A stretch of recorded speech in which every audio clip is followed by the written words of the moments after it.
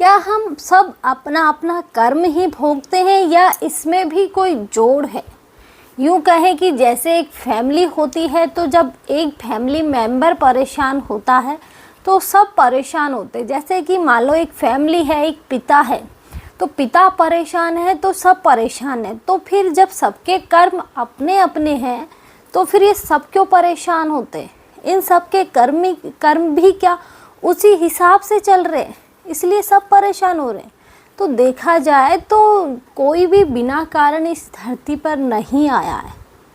कि जैसे कि हमारी खुद की फैमिली होती है, जैसे हमें माता पिता मिले, वो भी हमारे कर्मों के हिसाब से मिले, जो हमारे पिछले जन्म में थे, जो हमने कर्म किए थे।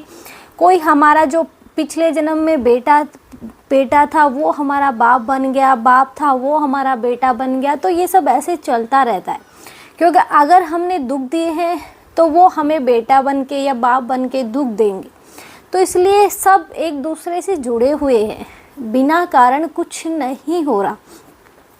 जैसे कि देखा जाए तो हमने बहुत सी कहानियाँ सुनी हैं कि मतलब उसने पिछले जन्म में अपने बेटे को दुख दिया था, इस जन्म में वो उसका बेटा बन के आया है, उसे तकलीफ़ दे रहा है। तो ऐसे बहुत किस्से हमने सुन रखे। यूँ कहें कि रियल में भी हमने बहुत चीज़ें ऐसी देखी। जैसे कि एक फैमिली थी, उन्होंने पिछले जन्म में अपने बेटे को मतलब जो होते हैं कि मतलब पाखंडी ढोंगी बना के, इसमें देवी आ रही है, इसमें देवता आ रहा है, तो उसकी पूजा करवाते हैं लोगों से, लोगों को खूब ठगते हैं। तो इस जन्म में वो खुद पीड़ा भोग रहे हैं। वो जो दो लोग थे कि जो उसका सहारा थे उस बच्चे का, कि उसे मतलब इसमें देवी आ रही है, इसमें देवता आ रहा है, इसकी पूजा करो, ये उपाय करो, वो उपाय करो, जो वो सहारा दे रहे थे, उसकी जो कमाई वो दोनों खा रहे थे, वो उसके माता पिता बन के इस जन्म में आए। और वो जो बालक था वो इतना बीमार था, अपाहिज था, कि वो इस जन्म में मतलब उसके माता पिता का रो रो के हाल बुरा था कि ये हमें क्यों मिला है ऐसा, कि हमारी एक ही औलाद है वो भी हमें ऐसी मिली है। तो ये उनके पिछले जन्म के कर्म थे कि बिना कारण इस धरती पर कोई नहीं आता, सब अपने अपने कर्म के हिसाब से आते हैं। कर्म के हिसाब से ही हमें जीवन मिलता है, ऐसे ही हमें जीवन नहीं मिलता। जैसे कि सुदामा थे, सुदामा ने मतलब सुदामा का एक रूल था कि वो अपने मतलब धर्म के हिसाब से ही चलेगा, क्योंकि बचपन में उसे भूख बहुत लगती थी, यहाँ तक कि वो दूसरे के हिस्से का भी खुद खा जाता था। कि एक बार भगवान श्री कृष्ण के चने उसने खा लिए थे, कि मतलब खा लिए थे, लेकिन जब भगवान कृष्ण ने दोबारा उसे देना चाहा तो उसने सच भी बता दिया था। तो मतलब ये उसके जो दरिद्रता थी, कहीं ना कहीं उसके पिछले कर्म रहे होंगे, कुछ ना कुछ ऐसा रहा होगा। उसके बाद जब उसकी फैमिली हुई, बच्चे हुए, तो उन्हें भी वो बर्दाश्त करना पड़ा, क्योंकि वो भी उसी प्रारब्ध के हिस्सा थे। मैं ये नहीं कहती कि जब भगवान श्री कृष्ण के साथ सुदामा ने किया था तब वो ऐसा थे, नहीं, वो उसके पिछले जन्म के कुछ ना कुछ भागीदार रहे हैं। इसीलिए उन्हें इस जन्म में भी मतलब जब सुदामा को मतलब एक घर से भिक्षा मिलती थोड़ा सा मिलता था, कभी एक घर से भी नहीं मिलती थी, तो भूखा ही सोना पड़ता था। खुद भूखा सोता था, बच्चे भूखे सोते थे, सब पूरा परिवार भूखा सोता था। तो ये भी उनके प्रारब्ध में ही जुड़े हुए हैं कि उनके प्रारब्ध जो पिछला जन्म है उनका, उन्हीं के हिसाब से उनको बच्चे वाइफ सब मिली हैं।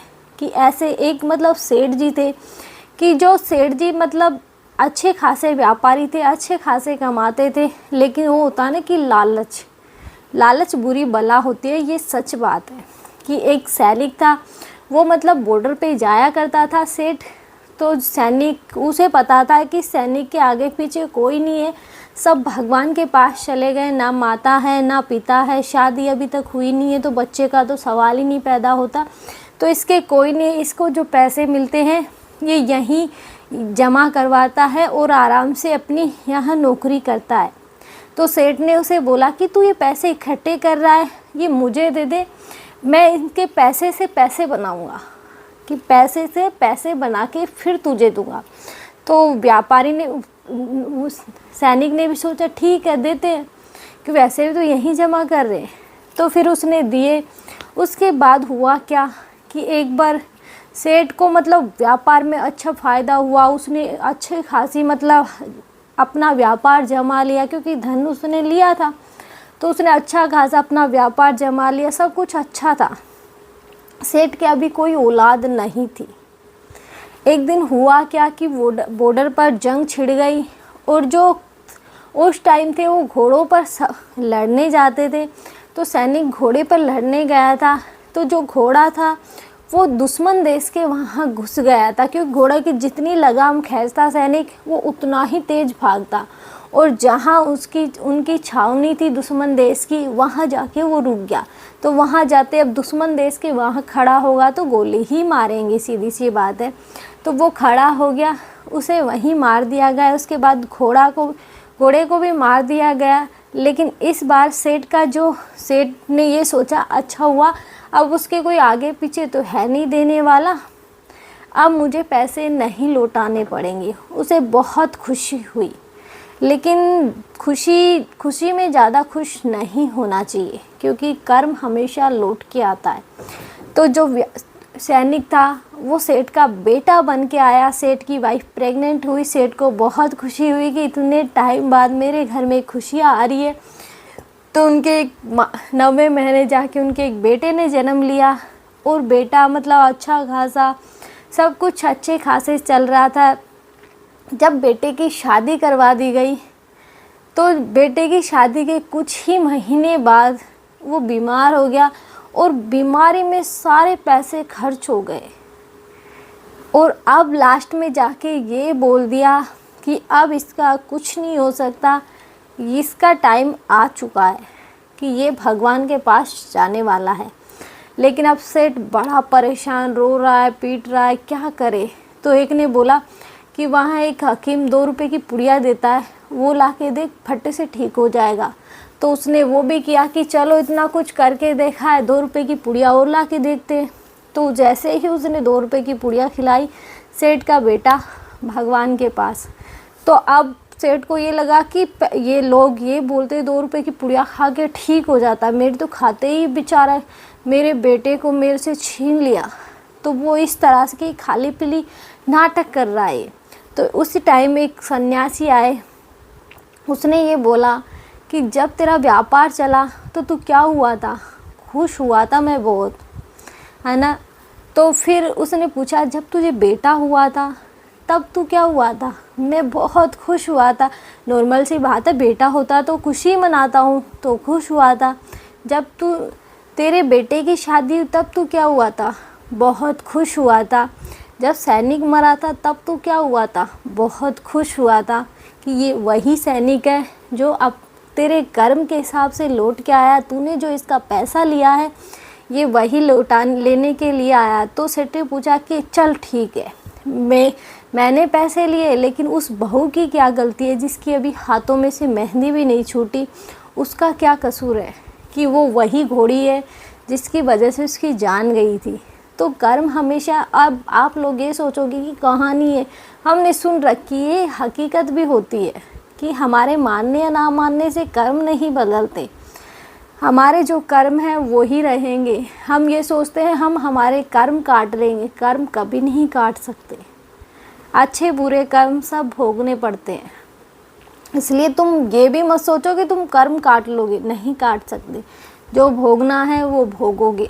लेकिन हाँ, अगर तुम भक्ति के मार्ग पे चलोगे तो शायद ये तुम्हें कम लगे, कटेंगे फिर भी नहीं, कम लगेंगे। वो इसलिए क्योंकि जब तुम्हारे अंदर एक भक्ति की भाव होगा, तुम्हारे अंदर शयन करने की शक्ति होगी, ईश्वर, तुम ये सोचोगे ईश्वर मेरे साथ है, जब उसने मुझे दुख दिए हैं तो वो ही मुझे सुख देगा।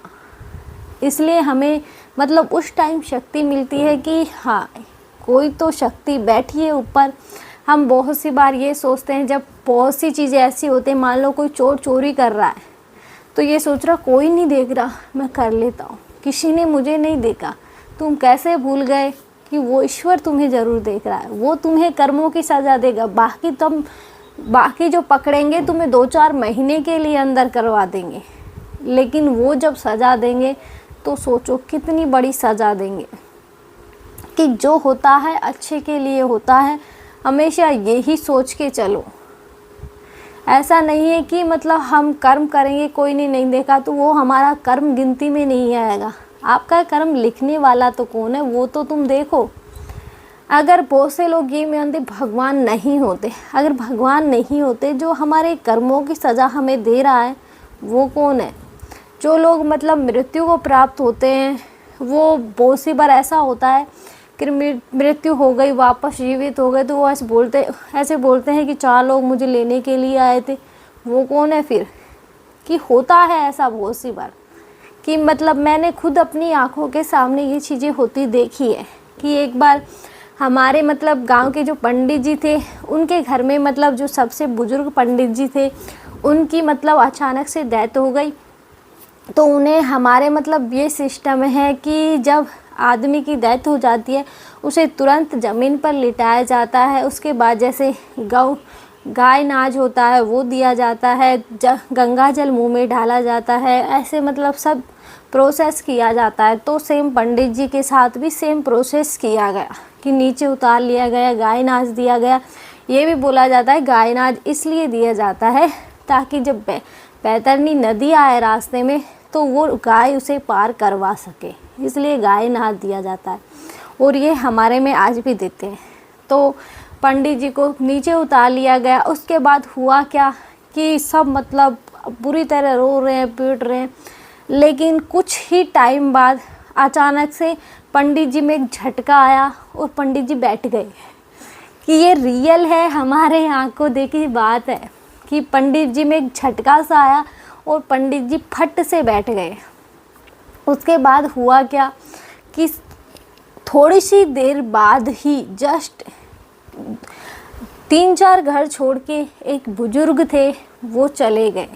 तब पंडित जी ने ये बोला था कि वो लेने उसे आए थे, गलती से मुझे ले गए, लेकिन वहाँ ले जाके जब पता चला तो मुझे धड़ाम से गिरा दिया।